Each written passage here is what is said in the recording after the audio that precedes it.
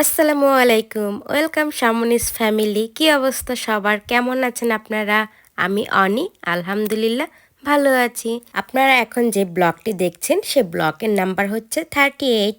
আপনাদেরকে মনে আছে সেদিন আমি ইয়াম্বা ড্যাম থেকে ইয়াম্বা ড্যামের এই স্ট্রাকচার ম্যাগনেটটা যে কিনে এনেছিলাম।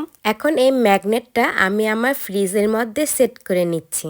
ফ্রিজে এই ম্যাগনেটগুলো সেট করলে কিন্তু ফ্রিজগুলো দেখতে একটু আকর্ষণীয় লাগে। আগে এই রুমটাতে কার্পেট বিছানো ছিল না, এখন এই রুমটাতে আমরা কার্পেট বিছিয়েছি। সেদিন এই কার্পেটটাই নিয়ে এসেছিলাম কাইন্ডস থেকে, আর রুমের ফুল কভারেজ কার্পেটগুলো খুঁজতে একটু ঝামেলা হয়ে যায়। আগে আমরা এই রুমটাতে থাকতাম, এখন আমরা অন্য রুমে শিফট হই। আর ওই রুমের জন্যই সেদিন আমরা আইকিয়াতে গিয়েছিলাম সোফা কেনার জন্য। আচ্ছা বলেন তো, কার কার ড্রাগন ফ্রুটস পছন্দ? আমাদের কিন্তু ড্রাগন ফ্রুটস অনেক পছন্দ। তাছাড়া সাদা ড্রাগন ফ্রুটসের থেকে কিন্তু লাল ড্রাগন ফ্রুটসটা একটু বেশি সুন্দর দেখা যায়, তাই না? ফল কাটাকাটির দায়িত্বটা কিন্তু সবসময় সমু সানি নেয়, তার ফল কাটাটা খুব পছন্দ। আর এই মাছটাকে চিন্তা করেছি একরকম কাজ করব, কিন্তু হয়ে গেছে আরেক রকম। সেদিন যে মাছগুলা ধরে আনলো না, সেই মাছগুলার মধ্যে এই মাছটাকে নিয়েছিলাম বারবিকিউ করব বলে। প্ল্যান করেছিলাম একরকম, হয়ে গেল আরেক রকম। আগে যতই প্ল্যান করি, তবে হঠাৎ করে যে প্ল্যানটা হয়ে যায় সে প্ল্যানটা কিন্তু সব থেকে বেশি সুন্দর। আর এইদিকে তো সমুস্থান ড্রাগনটাকে সুন্দর করে ছিলে মিলে ময়লাগুলো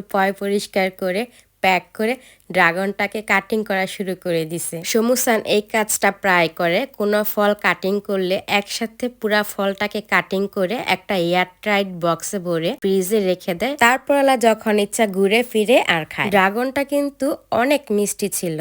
জাপানে শাক সবজির যে একটা করুণ অবস্থা, তার থেকে জাপানে ফল ফ্রুটস গুলো অনেক সুস্বাদু আর প্রচুর মিষ্টি হয়ে থাকে। তার ফল কাটা শেষ, মাছটাকে ধুয়ে পানি জড়ানোর জন্য এভাবে রেখে দিছিলাম। তারপর আমি মাছটাকে ম্যারিনেট করে নিছি। মাছটা আমি চিন্তা করেছিলাম যে আমার ওভেনে গ্রিল করে নিব, সেজন্য একেবারে ওভেন ট্রেতে আমি মাছটাকে একবারে সেট হতে রেখে দেই। এই কাজগুলো আমরা করেছিলাম হচ্ছে সকাল বেলার দিকে। এই পার্কটা আমি যখন ফার্স্ট জাপানে কিছু ব্লগ পোস্ট করেছিলাম, তখন এই পার্কটা আপনাদেরকে দেখিয়েছিলাম। এই পার্কটা আমার অনেক পছন্দের একটা পার্ক।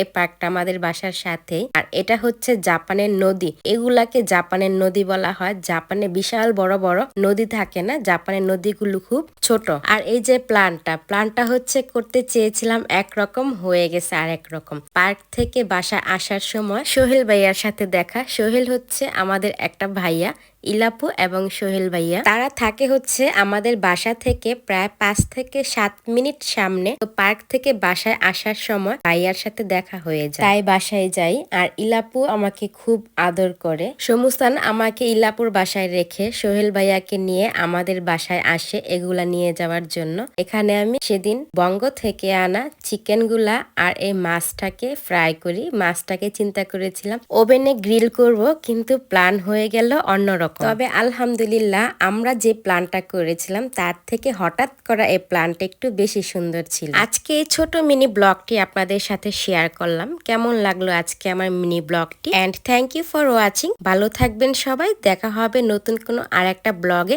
আল্লাহ হাফেজ।